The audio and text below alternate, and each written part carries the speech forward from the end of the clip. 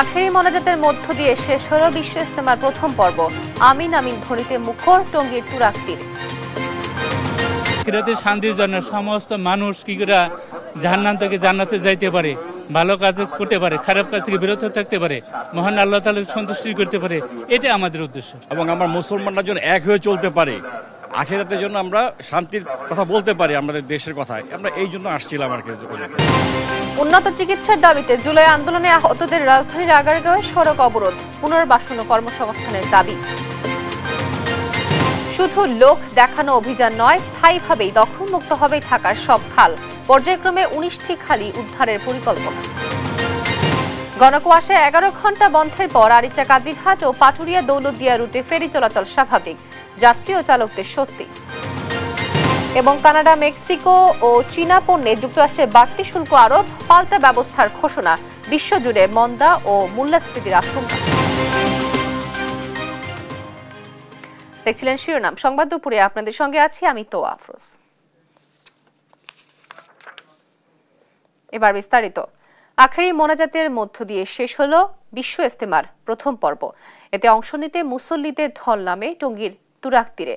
মোনাজাত পরিচালনা করেন তাবলিগের শীর্ষ মুরব্বী মাওলানা জুবায়ের আহমেদ। দেশ ও বিশ্ব মুসলিমের শান্তি ও কল্যাণ কামনায় দোয়া করেন তিনি। আমিন আমিন ধ্বনিতে মুখর হয়ে ওঠে পুরো এলাকা। ইজতেমায় পাওয়া দিন শিক্ষা ছড়িয়ে দেওয়ার কথা জানান ইজতেমায় অংশগ্রহণকারীরা। M A আজিমের report.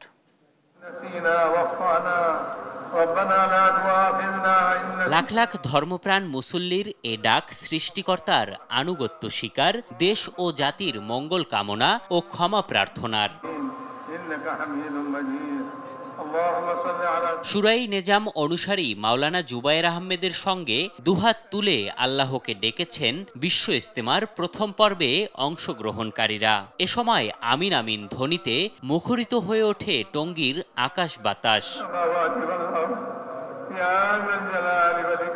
দুচোখের পানি ফেলে স্রষ্টার কাছে পাপমোচনের আকুতির সঙ্গে সব মানুষের হেদায়েত কামনা, সুখ শান্তি, উন্নতি, সমৃদ্ধি ও কল্যাণ কামনা করা হয় মোনাজাতে।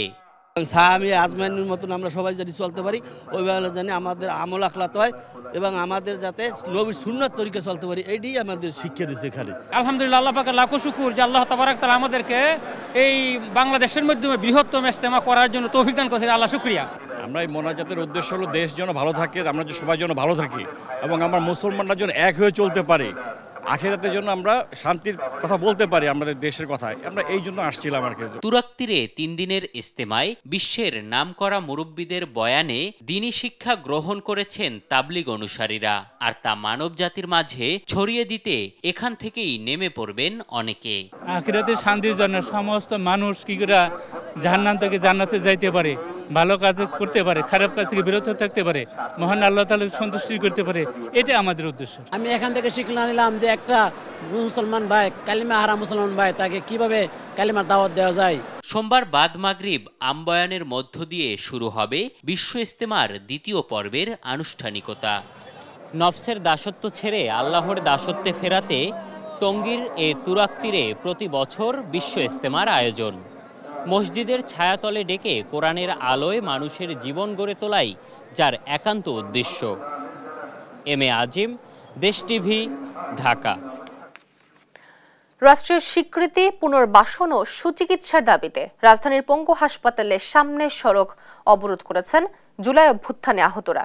রোববার সকাল 10টার দিকে রাজধানীর আগারগাঁওয়ে পঙ্গু হাসপাতালের সামনের সড়কে ব্যারিকেড দেয় তারা। এতে আগারগাঁও থেকে শ্যামলী রাস্তা পুরোপুরি বন্ধ হয়ে যায়।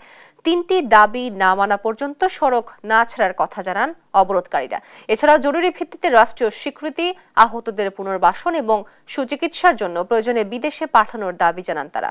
3 মাস আগেও পঙ্গু হাসপাতালের সামনে সকাল থেকে রাত পর্যন্ত সড়ক অবরোধ করে আন্দোলন কর্মসূচি পালন করেন জুলাই আন্দোলনে আহতরা। জুলাই আন্দোলনে আহতদের অবরোধের খবর জানাতে সরাসরি যুক্ত হচ্ছেন সহকর্মী হাসান মাহমুদ। হাসান, আহতদের দাবির বিষয়ে সরকারের পক্ষ থেকে কোনো সাড়া মিলেছে কিনা এবং যানবাহন চলাচল স্বাভাবিক করতে কোনো পদক্ষেপ নিয়েছে কিনা প্রশাসন, কি আছে তথ্য আপনার কাছে জানাবেন? আপনাকে ধন্যবাদ। যেমনটা বলছিলেন যে আন্দোলনকারীরা প্রথমে পঙ্গু হাসপাতাল এবং জাতীয় চক্ষু বিজ্ঞান ইনস্টিটিউট হাসপাতালের সামনে তারা কিন্তু অবস্থান নিয়েছিল। পরবর্তী তারা সেখান থেকে মিছিল নিয়ে যারা শ্যামলীতে এসে শ্যামলীর যে মূল সড়ক সেটি তারা অবরোধ করে রেখেছে। এই মুহূর্তে তারা দাবি করছেন যে যতক্ষণ পর্যন্ত তাদের চিকিৎসা এবং পুনর্বাসনের ব্যবস্থা করা না হবে ততক্ষণ পর্যন্ত তারা এই রাস্তা ছেড়ে যাবেন না, আন্দোলনের কথা বলছেন। আমরা যেটা দেখছি যে এখানে কিন্তু যেমন চক্ষু বিজ্ঞান হাসপাতালের যারা আন্দোলনে আহত তারা রয়েছেন, তেমনি পঙ্গু হাসপাতালে এবং অন্যান্য যেসব বেসরকারি সরকারি হাসপাতালে চিকিৎসা নিয়েছিলেন তারাও কিন্তু আছেন। এবং তারা যেটি দাবি করছেন যে আসলে সরকারের পক্ষ থেকে যে পরিমাণ আর্থিক সহায়তা এবং যে পরিমাণ চিকিৎসা দেওয়ার কথা ছিল সেগুলো কিন্তু আসলে সেভাবে এখন পর্যন্ত বাস্তবায়ন হয়নি, এবং যে আহতদের যে ক্যাটাগরি করা হয়েছে সেখানে অনেকটা ত্রুটি দেখা গিয়েছে এবং অনেক সরকারের পক্ষ থেকে সুনির্দিষ্ট কোনো পদক্ষেপ না নেওয়া হয় এবং তাদেরকে আশ্বস্ত না করে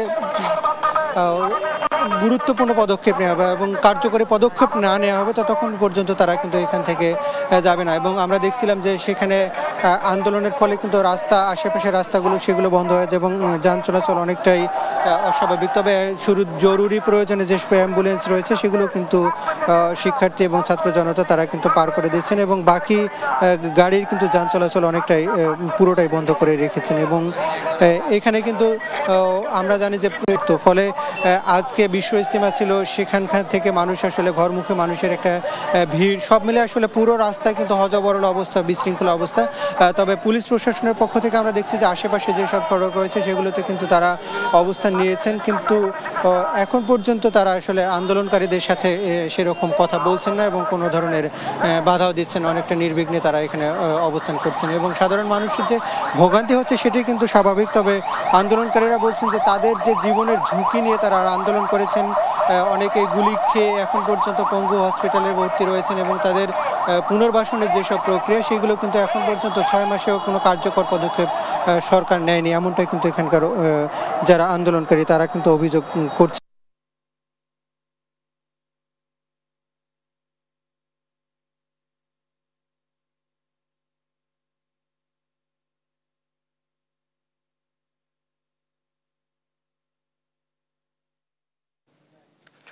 হাসান, আপনাকে ধন্যবাদ। জুলাই আন্দোলনে আহতদের রাস্তা অবরোধের খবরাখবর জানাচ্ছিলেন আমাদের সহকর্মী হাসান মাহমুদ। কাগজে কলমে নয়, যথাযথভাবে উদ্ধার করা হবে ঢাকার সব খাল। বাধা এলে সম্মিলিতভাবে তা প্রতিহত করা হবে। সকালে মিরপুরের বাউনিয়ায় 6টি খালের সংস্কার কার্যক্রম উদ্বোধন করে এসব কথা বলেন পরিবেশ উপদেষ্টা সৈয়দা রেজওয়ানা হাসান। আর পর্যায়ক্রমে ঢাকার 19টি খাল পুনরুদ্ধার করা হবে জানিয়ে স্থানীয় সরকার উপদেষ্টা আসিফ মাহমুদ বলেন, স্বল্প সময়ে সমস্যার সমাধান সম্ভব না হলেও অন্তর্বর্তী সরকার একটি রূপরেখা করে যাবে। শিউলি রায়ের রিপোর্ট। ঢাকায় খাল জলাশয় পুনরুদ্ধার ও ব্যবস্থাপনার উদ্যোগ নিয়েছে অন্তর্বর্তী সরকার।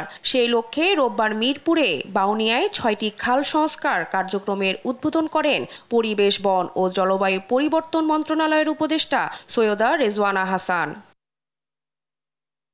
অনুষ্ঠানে স্থানীয় সরকার, পল্লী উন্নয়ন ও সমবায় মন্ত্রণালয়ের উপদেষ্টা আসিফ মাহমুদ সজীব ভুইয়া বলেন, স্বল্প সময়ে এই সমস্যার সমাধান সম্ভব না, তবে একটি রূপরেখা করা হবে। এরকম নদী খাল বেষ্টিত, তার মধ্যে একটি অন্যতম শহর। আমরা যদি আমাদের খালগুলোকে সংরক্ষণ করতে পারতাম তাহলে এই শহরের চিত্রটাই ভিন্ন রকম হতো।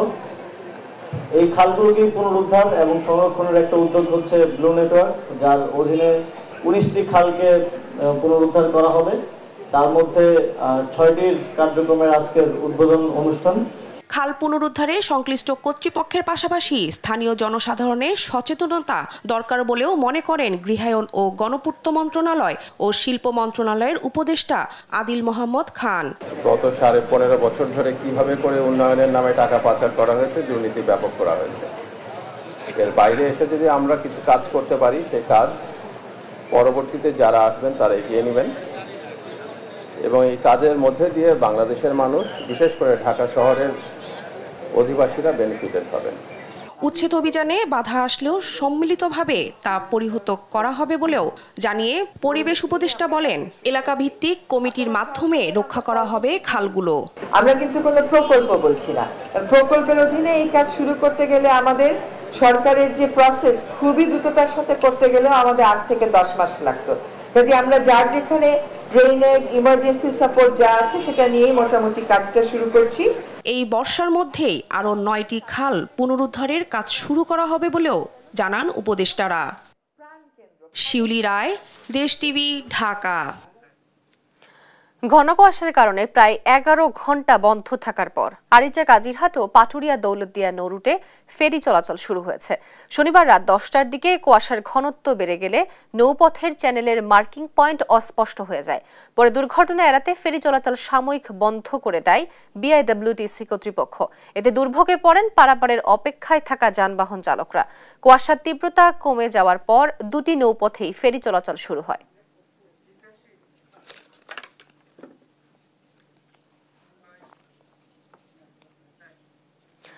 রাজনৈতিক পট পরিবর্তনের পর ময়মনসিংহ সিটি কর্পোরেশনের মেয়র কাউন্সিলরদের অপসারণের পাশাপাশি অনেক ঠিকাদার গা ঢাকা দেওয়ায় উন্নয়ন কাজে স্থবিরতা দেখা দিয়েছে।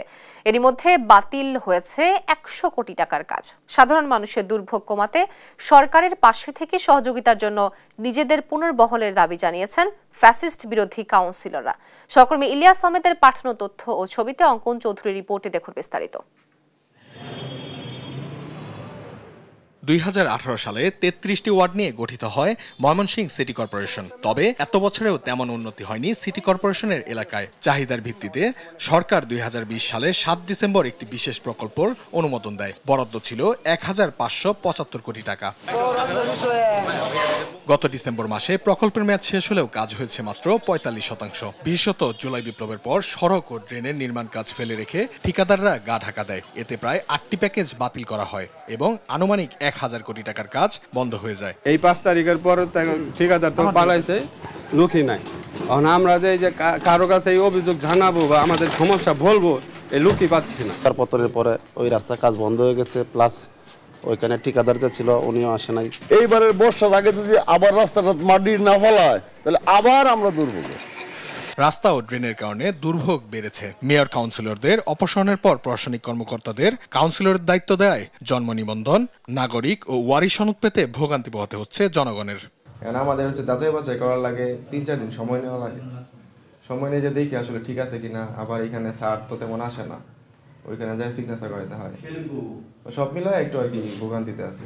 অন্তর্বর্তীকালীন সরকারের হাতকে শক্তিশালী করার পাশাপাশি জনগণের দুর্ভোগ লাঘব করতে ফ্যাসিস্ট বিরোধী সাবেক কাউন্সিলররা নিজেদের পুনর্বহলের দাবি জানিয়েছে। আর সরকারের কাছে আহ্বান জানাবো অতিলম্বে আমাদের এই কাউন্সিলের যেগুলো আছে এগুলো অতিলম্বে ফেরত দেয়, যাতে জনগণের কাছে আমরা যেতে পারি। এই সরকারের কাছে একটাই অনুরোধ থাকবে, এই সরকার যেন আমাদেরকে পুনর্বহাল করে আমাদেরকে সরকারের সঙ্গে কাজ করার সুযোগ সৃষ্টি করে দেয়। 5ই আগস্টের পর চলমান কাজের গতি কমে যাওয়ার পাশাপাশি ঠিকাদার প্রতিষ্ঠান বন্ধ রাখায় 8টি প্যাকেজের কাজ বাতিল হয়ে যায়। কর্তৃপক্ষ বলছে ধীরগতির কারণে সৃষ্ট দুর্ভোগ দ্রুতই লাঘব হবে। যে জনদুর্ভোগ কিছুটা সৃষ্টি হয়েছে গত 3-4 মাস যাবৎ, কাজ একটু ধীরগতির কারণে আশা করছি যে অচিরেই সেগুলো শেষ হয়ে যাবে এবং আমরা কাজগুলো শেষ করব, নাগরিকদেরকে স্বস্তি দিতে পারব। সংকট নিরসনে প্রশাসনের দ্রুত উদ্যোগ দেখতে চান ময়মনসিংহ সিটি কর্পোরেশনের বাসিন্দারা। অঙ্কন চৌধুরী, দেশ টিভি। দেখছেন সংবাদ দুপুর। নিয়োগ বাণিজ্য, অর্থ আত্মসাৎ, বই বিক্রি ও সার্টিফিকেট বাণিজ্য সহ নানা অনিয়ম দুর্নীতির অভিযোগ উঠেছে গাইবান্ধা সদর উপজেলার লক্ষ্মীপুর বালিকা উচ্চ বিদ্যালয়ের প্রধান শিক্ষক হারুনুর রশিদের বিরুদ্ধে। দীর্ঘদিন ধরে বিদ্যালয়ের জায়গায় 6টি দোকান নির্মাণ করে ভাড়া উত্তোলন করে আত্মসাৎ করেছেন বলে অভিযোগ এলাকাবাসীর। সহকর্মী SM মইনুল হুদার তথ্য ও চিত্রে আব্দুল্লাহ আল মারুফের রিপোর্ট। গাইবান্ধা সদর উপজেলার লক্ষ্মীপুর বালিকা উচ্চ বিদ্যালয় আওয়ামী লীগের প্রভাব খাটিয়ে 2010 সালে বিদ্যালয়টিতে প্রধান শিক্ষক হিসেবে যোগ দেন হারুনুর রশিদ। অভিযোগ উঠেছে হারুনুর রশিদ যোগদানের পর হতে সহকারী শিক্ষক ও কর্মচারী নিয়োগ দিয়ে বাণিজ্য করেছেন।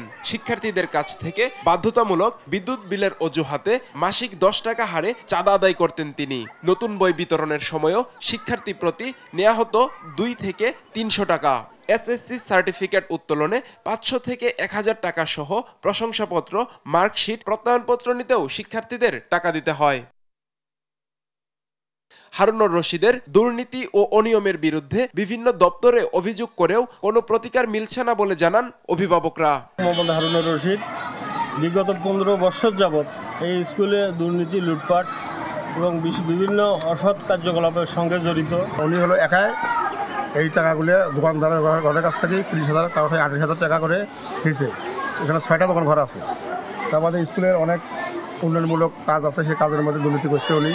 তা আমরা যে কোনো উত্তর চাই, এই উত্তরগুলো উনি দেয় না। কোনো রসিদ ছাড়াই প্রধান শিক্ষককে 2 বছরের অগ্রিম ভাড়া দেওয়া হয়েছে বলে জানান স্কুলের জায়গায় গড়ে ওঠা দোকানের ব্যবসায়ী। আমি হলো 2 বছরের জন্য যে ভাড়াটা হয়, সেই ভাড়া আমি একবারই দিয়ে দিছি 28,000 টাকা মাসিক। মাসিক টাকাটা আমি একবারে দিয়ে দিয়েছি 2 বছরের জন্য। তবে অনিয়ম দুর্নীতির জন্য স্কুলের সাবেক সভাপতি ও ম্যানেজিং কমিটিকে দায়ী করে নিজের দোষ এড়ান অভিযুক্ত প্রধান শিক্ষক। জানা নেই নেওয়া হয়েছে না হয়েছে সেটা তারা জানে, ম্যানেজিং কমিটির সভাপতি যারা ছিল তারা জানে। তদন্ত সাপেক্ষে হারুনুর রশিদকে আইনের আওতায় আনার দাবি জানান লক্ষ্মীপুর ইউনিয়ন পরিষদের চেয়ারম্যান। এটা প্রতিষ্ঠানের ম্যানেজিং কমিটি, স্থানীয় লোকজন, অভিভাবক, তাদের সমন্বয়ে প্রতিষ্ঠানটা চলা দরকার। আমাদের এই ঐতিহ্যবাহী প্রতিষ্ঠান, আমরা চাই ওনার বিরুদ্ধে যত দুর্নীতি করছে আইনানুগ ব্যবস্থা গ্রহণ করা দরকার। স্কুলের শিক্ষা কার্যক্রম স্বাভাবিক রাখতে দ্রুত অভিযুক্ত প্রধান শিক্ষকের বিরুদ্ধে ব্যবস্থা দেখতে চান শিক্ষার্থী ও অভিভাবকরা। নিউজ ডেস্ক, দেশ টিভি। টিউলিপ ফুলের নাম শুনলে চোখের সামনে ভেসে ওঠে কাশ্মীর বা নেদারল্যান্ডসের কথা। অপার সৌন্দর্যের জন্য এই ফুল গোটা বিশ্বেই সুপরিচিত। মূলত শীতপ্রধান দেশের ফুল টিউলিপ গেল 3 বছর ধরে আমের শহর রাজশাহীতে মুগ্ধতা ছড়াচ্ছে। রবিউল ইসলামের ক্যামেরায় রাজশেখ সৌন্দর্যের ফুল টিউলিপের খবর জানাচ্ছেন কাজী শাহেদ। শীতপ্রধান দেশে ফুলটি হরহামেশাই দেখা যায়। গ্রীষ্মমণ্ডলীয় দেশে এর দেখা পাওয়া প্রায় অসম্ভব। ফুলটির নাম টিউলিপ। রাজশাহীর পাবা উপজেলার ফুলপ্রেমী হাসান জুবেরির বাগান জুড়ে ফুটেছে রাজসিক সৌন্দর্যের এই ফুল। গোলাপি পাপড়ির সমন্বয় কিংবা রক্তিম আভার জাদু। শত শত টিউলিপ সারি সারি ফুটে আছে। বরেন্দ্রের লাল মাটিতে টিউলিপ ফুটানোর কাজটি সফলভাবে করেছেন রিমার্স গার্ডেনের মালিক হাসান জুবেরি। অনেকের ইচ্ছে থাকা সত্ত্বেও মানুষ টিউলিপ দেখার শখটা পূরণ করতে পারে না অনেকে, কাজ এটা হচ্ছে শীতপ্রধান দেশের ফ্লাওয়ার, তো তাকে টিউলিপ দেখতে হলে শীতপ্রধান দেশে যেতে হবে। মাঠ জুড়ে রং বেরঙের বিদেশি ফুল যে কারোরই মন কাড়বে। প্রতিদিনই বাহারি টিউলিপের রূপ দেখতে বরেন্দ্র এলাকায় ভিড় করছেন দর্শনার্থীরা। টিউলিপ যে এত সুন্দর ফুটবে এটা বিশ্বাসের বিষয় না। ভিডিও দেখেছিলাম ইনাদের এই গার্ডেনের, তো ওখানে টিউলিপ দেখছিলাম, তো ওটা দেখেই মেনলি ভাবলাম যে আমরা টিউলিপটা দেখা হবে, আবার ওখান থেকে আপনার এটা কিনাও যায় এনাদের এখান থেকে, এবং এই অফারটার জন্যই আমরা মেনলি এখানে এসেছি। দেশের বাইরে কবে যেতে পারবো জানি না, তো যখন আমাদের রাজশাহী শহরেই হয়েছে এই জন্যই আরো দেখতে আসা। সেটা তো টিউলিপ আর কোথাও নাই, শুধু এখানেই আছে। আমাদের দেশে যদি টিউলিপ দেখতে চায় তো এই জায়গাটা অসাধারণ।